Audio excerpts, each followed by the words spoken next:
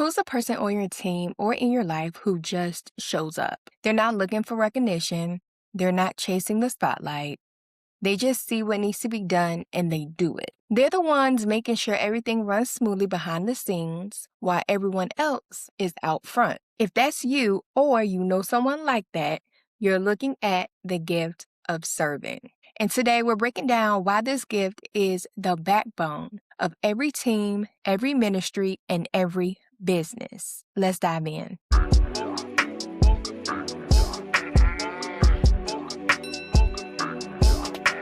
Welcome back to the channel. I'm Shantae, and you have landed on Grow in the Spirit Daily. If you saw the little clip previously, then you already know what we're going to talk about. So if this is your kind of chit chat, your kind of talk, then you're in the right place. So the gift of serving is exactly what it sounds like. Romans 12:7 says, if it is serving, then serve. If it is serving, then serve. It don't get much more like direct than that. If it is serving, then serve. All right.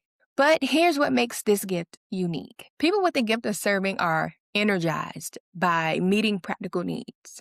They don't just help because they're nice.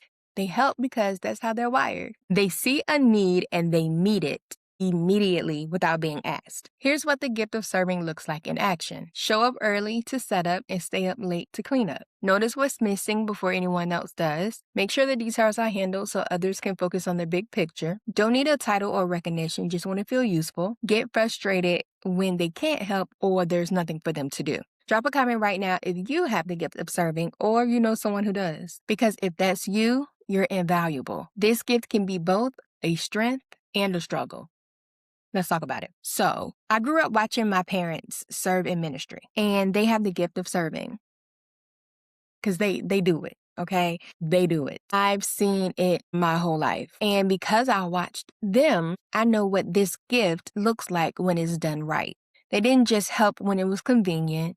They showed up consistently. They saw needs and met them without being asked. They worked behind the scenes to make sure everything ran smoothly. The problem is that sometimes boundaries needed to be set. And I think because they just have a heart to serve, they didn't think to set those boundaries because I'm sure they were like, it's ministry, I just want to be a helping hand. However, needed to learn to serve without burning out.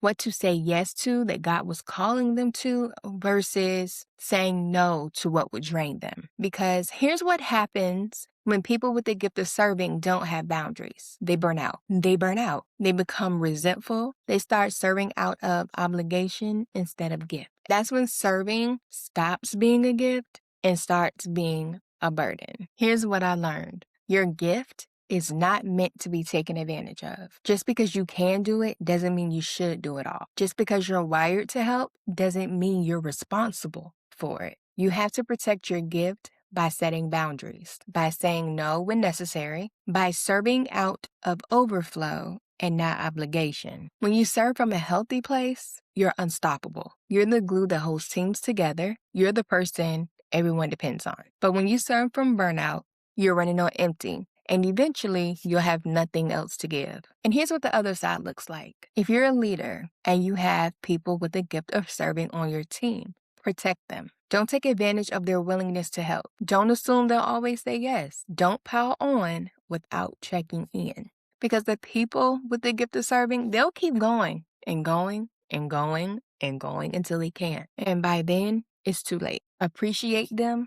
Thank them. Make sure they're serving from strength and not obligation. So let's talk about how the gift of serving shows up in business and leadership. In business, the people with the gift of serving are the ones who make sure operations run smoothly. They're your project managers, operations managers, your support team, so on and so forth. Anticipate needs before they become problems. Take care of details so others can focus on vision and strategy. Our team players, they prioritize the team over their own personal recognition. They get things done. They don't just talk about it, they execute. They're not chasing titles or promotions. They just want to be useful. They want to make a real difference. In leadership, leaders with the gift of serving look like leading by example. They don't ask their team to do things they wouldn't do themselves. Build loyalty because people know they care. Create healthy team cultures because they prioritize people over productivity. They are approachable and accessible. The downside, if they're not careful, they can neglect their own needs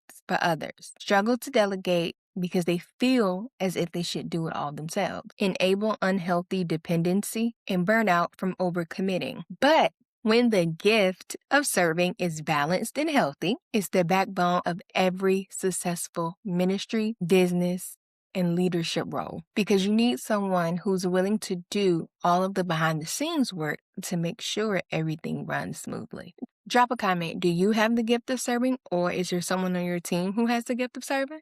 Let me know. Before we close, I need to address something that's super critical. Go ahead and put your seatbelt on because you might need to. And I might need to hold your hand too, but we'll see how you do.